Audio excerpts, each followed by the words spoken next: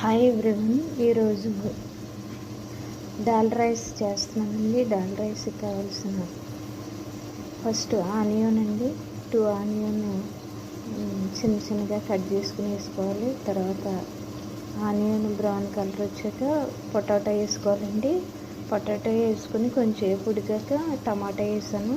టమాటా తర్వాత కొంచెం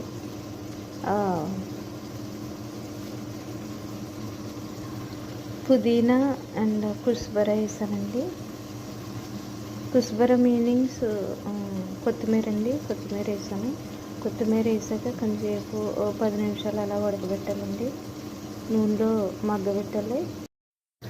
దాల్ రైస్ కావాల్సిన మసాలాలండి. పసుపు వేసుకోవాలి. ఫస్ట్ 2 స్పూన్లు, చిన్న స్పూన్లు వేస్తున్నాను నేను.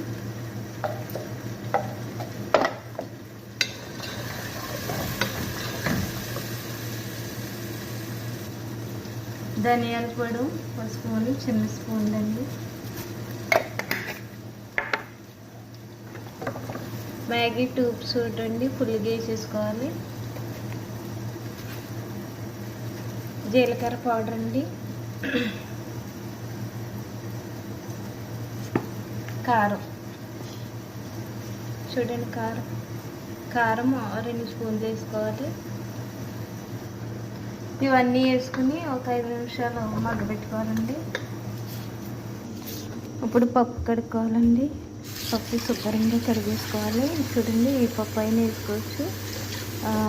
ఇంకా పెద్దగా ఉంటుంది కదా వైట్ కలర్, అది కూడా వేసుకోవచ్చండి. వైట్ కలర్ అయితే బియ్యంతో వేసుకోవాలి. ఇదైతే బియ్యం వేసేసిన ఒక 10 నిమిషాలకి వేయాలి. 10 నిమిషాలు ఉడికిందండి, మగ్గిపోయింది. చూడండి, మగ్గింది. ఇలా మగ్గినప్పుడు నేను వాటర్ వేస్తున్నానండి. పప్పులో వాటర్ వేస్తున్నానండి, టేస్ట్గా ఉంటుందని. హాయ్ అండి, నేను మర్చిపోయి రైస్ వేసేసానండి. నేను ఒక 20 మినిట్ ఇది ఉడికాక సాసులన్నీ వేసేసి ఉడికాక తర్వాత రైస్ వేసానండి. రైస్ వేసిన 10-15 నిమిషాలకి పప్పు వేసానండి. చూడండి, పప్పు వేసాను. దీంట్లో ఒక బంగాళాదుంప కూడా వేసాను. ఫైనల్గా దాల్ రైస్ అయిపోయిందండి. నేను ఒక్కొక్కరికి పెట్టేస్తున్నాను. చూడండి, చక్కగా మగ్గిపోద్ది. మనం నీటిలో పెట్టుకోవాలి. అంటే స్పైసీ ఎక్కువ తిన్న వాళ్ళకి ఇలా చేయాలి. టమాటా మట్టికి చాలా టేస్ట్గా ఉంటుంది ఇప్పుడు ఆ పాడంగా తింటే. ఓకే ఫ్రెండ్స్, వీడియో నచ్చినట్లయితే